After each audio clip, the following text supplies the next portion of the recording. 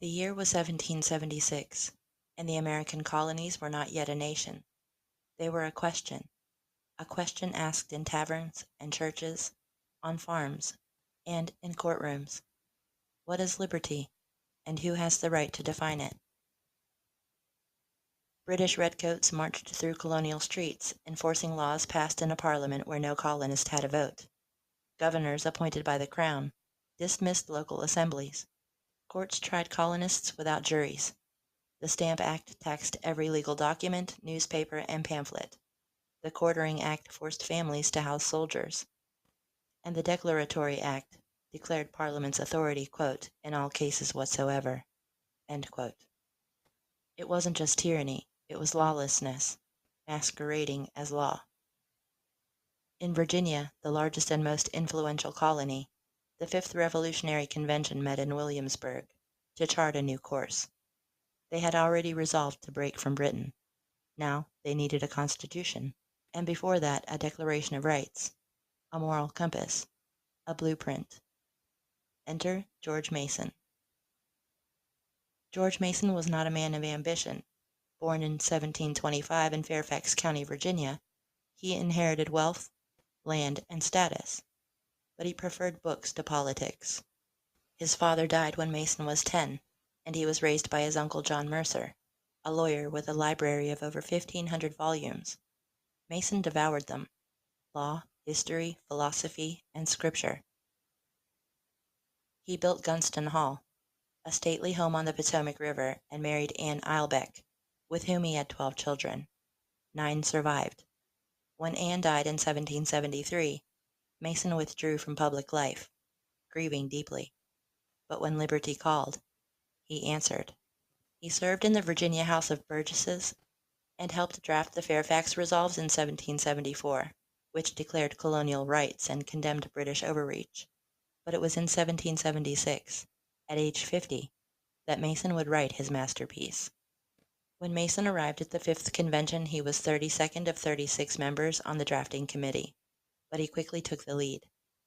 Edmund Pendleton, president of the convention, wrote, quote, "The political cooks are busy preparing the dish, and as Colonel Mason seems to have ascendancy in the great work, I have sanguine hopes it will be framed so as to answer its end.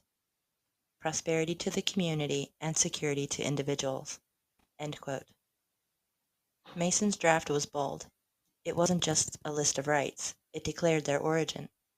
Quote, "All men are by nature equally free and independent," he wrote, "and have certain inherent rights. These rights weren't granted by government, they were woven into creation." This was natural law, the idea that moral truths exist independently of human authority. Mason had read John Locke, who argued that life, liberty, and property were pre-political rights. But Mason also read the Bible.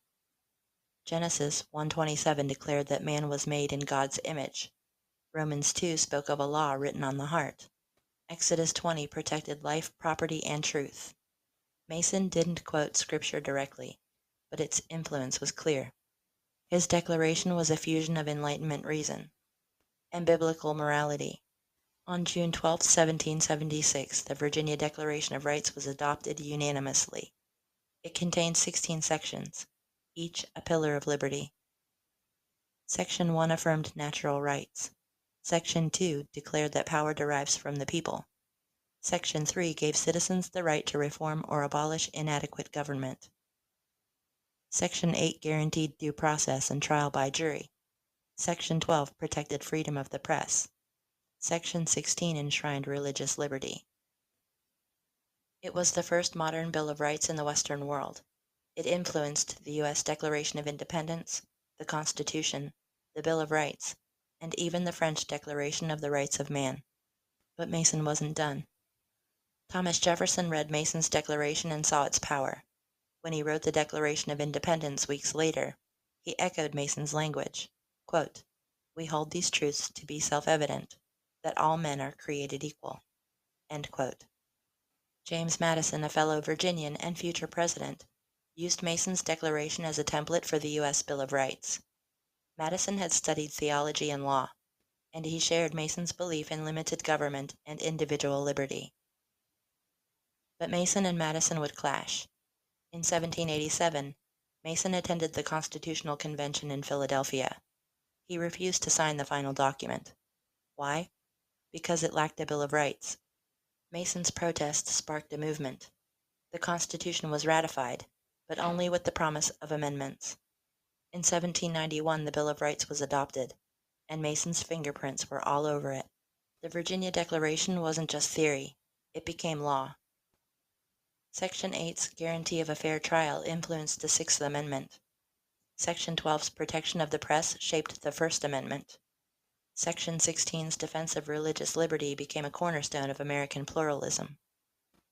Over time, Virginia's courts interpreted the Declaration to offer stronger protections than the federal Constitution. In recent years, the state's Supreme Court has ruled that its Free Exercise Clause prohibits government from burdening religious practice, even when federal standards might allow it. The Declaration also inspired other states. Pennsylvania, North Carolina, and Massachusetts adopted similar documents. Its principles spread across the Atlantic, influencing European constitutions. Mason's Declaration was grounded in natural law, but its roots ran deeper, into Scripture. Deuteronomy 17 outlines how a king should be chosen by the people, must not exalt himself, and must read the law daily. Romans 13 says rulers are servants of God, meant to reward good and punish evil. Micah 6:8 calls for justice, mercy, and humility. These verses shaped the colonial understanding of law. They taught that authority must serve morality, that justice is not whatever the majority says, it's what aligns with truth. Noah Webster, the great lexicographer and constitutional thinker, wrote that, quote, "The moral principles and precepts contained in the Scriptures ought to form the basis of all our civil constitutions and laws." End quote. Mason agreed. His declaration was not just political, it was theological. Mason died in 1792 at age 66, at his beloved Gunston Hall. He never held national office. He never sought fame, but his ideas shaped a nation. Today, his declaration remains one of the most imitated constitutional documents in history. It teaches that law must serve justice, that rights are inherent, that government is accountable. It also offers a blueprint for redress. Section 3 declares that when government becomes inadequate or contrary to its purpose, that people have the, quote, "indubitable, unalienable, and indefeasible right to reform, alter, or abolish it." End quote. This is not rebellion, it's restoration. It's the heart of constitutionalism. At a time when laws are politicized and rights are debated, Mason's Declaration offers clarity. It reminds us that liberty is not a gift from rulers. It's a trust from God. That law is not a tool of control. It's a shield of justice. And that every citizen, armed with the knowledge and conviction, can defend liberty, not just for themselves, but for generations to come. So when you repeat this history, you're not just recounting history. You're reviving a moral tradition.